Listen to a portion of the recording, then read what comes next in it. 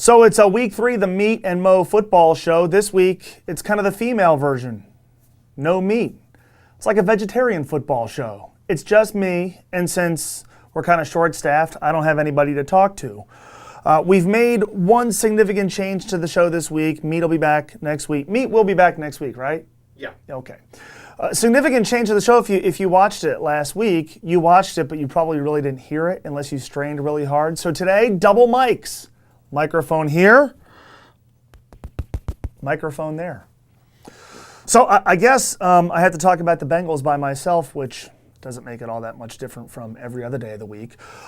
They beat the Steelers last week. We could rehash all that if we want. Look, Andy Dalton was miserable in the first half. He was good in the second half. If this season is the referendum on Andy Dalton, then a lot of people are going to use individual games as a referendum on Andy Dalton. And to this point, we are 12.5% of the way through the season. Math. Yes. Yeah. 12.5% of the way through the season, Andy Dalton's been pretty uneven. Against the Bears, he looked the part, but he threw a pick, and he couldn't get the job done in the fourth quarter. That's not entirely on him. The Bengals lost. Against the Steelers, Andy was miserable in the first half. And I thought, if anything, he reminded me of like when Reds hitters are pressing and we say, boy, they're trying to do too much. They're trying to hit 5-run homers. Andy Dalton was trying to throw like 21-yard or 21-point touchdown passes in the first half against Pittsburgh. Maybe he was just too excited. I don't know. In the second half, the game plan was more balanced. Obviously, the fact that they were ahead had something to do with that. They took great advantage of Giovanni Bernard, who is unlike any running back the Bengals have had in my lifetime. Now, hold on, old-timer. That doesn't mean he's better than anybody they've had in my lifetime, because Corey Dillon's the best running back in the Bengals history. But he's unlike anybody they've had in my lifetime, and I am so excited about what the possibilities for him are. In fact, the thing that stood out to me is how physical he runs for such a tiny little guy. He's like as big as this cup of coffee. It stood out to me, his touchdown run against the Steelers. Go back to the preseason game against the Falcons.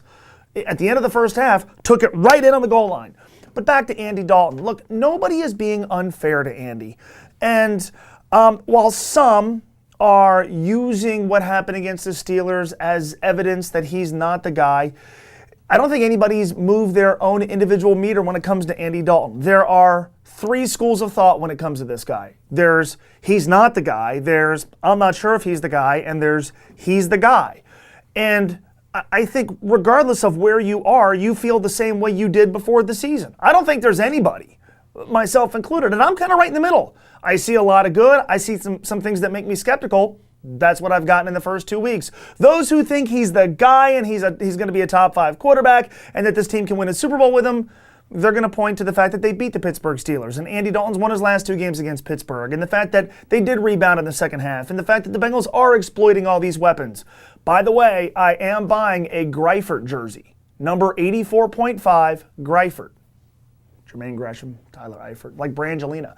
And those who think Andy Dalton sucks, well, they're going to point to the first half against the Steelers or the end of the game against Chicago and go, look, he sucks. You can't win big with him. So nobody's really changed their minds on Andy Dalton. Now, let's look ahead to Sunday's game against the Green Bay Packers. We'll do that in 1 minute. First, just a quick thought on the big news in the AFC North. Trent Richardson is no longer a Cleveland Brown. Now, I have a lot of friends who are Browns fans. When you attend the University of Dayton, it's Cleveland St. Ignatius South. And can you blame anybody for wanting to get the hell out of Northeast Ohio to come to Southwest Ohio? So in the mid-90s at the University of Dayton, and I tell you, I was a freshman when the Browns decided to move to Baltimore. And I remember the heartache and pain in the eyes of my friends from Cleveland. I was a freshman, and I kind of laughed at them. Anyway, I'm still friends with a lot of these guys, and they're losing their minds over the Trent Richardson thing. And I'll admit, this is easy for me to say because I'm not a Browns season ticket holder. I'm not a Browns fan. But I kind of like what they did. Not just from the standpoint of, man, the Browns are really going to suck now, and good, they played the Bengals twice, including next week. We're in a different age. We're in a different day and age, and I think we need to realize that. We evaluate quicker in the NFL than ever before. Look, Andy Dalton had 2 successful seasons, and what was the offseason topic? Man, is he the guy? We evaluate quicker than ever before with players, quarterbacks, coaches, everybody.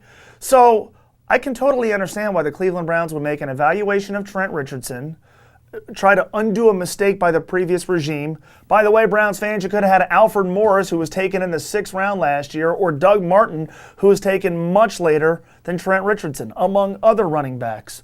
They've made a decision. They've made an evaluation. We're not going to be very good this year. They've made an evaluation. Trent Richardson might not be a part of our long-term solution. He's beaten up a lot, and he hasn't really been all that impressive. That may or may not be his fault. But we could also get great value for a guy who plays a position that's been devalued.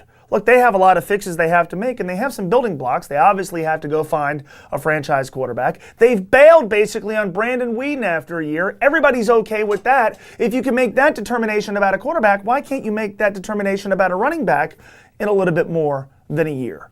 You can call it tanking if you want. I understand you had high hopes if you're a Browns fan. I thought that they would be better. But sometimes you have to be out in front of things. I'd be willing to make this guarantee. Let's say 6-7 months from now, the Browns season has gone the way we expected to, and you found out after the fact that the Browns had a chance to get a first-round draft choice, the ultimate currency in the NFL for Trent Richardson. You'd wonder why the hell they didn't do it. The issue here isn't Trent Richardson. The issue here is timing. This is a deal that would make total sense and that you would want if you're a Browns fan in February. You're having a hard time coming to grips with the fact that your team's not going to be all that good in September. The good news is your franchise has already made that determination, both for them and for you. Now, the issue at hand for the Bengals is the Green Bay Packers. There's an advantage here, and it might be slim, and it might be negated by Aaron Rodgers. The Packers' offensive line is beaten up. The Bengals, we like to think, have a very good defensive line. They were much better against the Pittsburgh Steelers, although not probably as good as we would like after a miserable week against the Chicago Bears. It's a simple formula. You can't put pressure on Aaron Rodgers. He's going to destroy you. They are leading the league in yards per game. They're averaging 33 points a game. They have maybe the best wide receiving core in the league. Their running game is hit or miss. Eddie Lacy doesn't look like he's a go. I don't really think they care.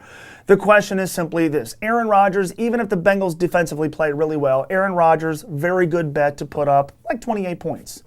If Andy Dalton misses throws, they're not going to score 28 points. I've seen something very uneven from the Bengals offensively to this point.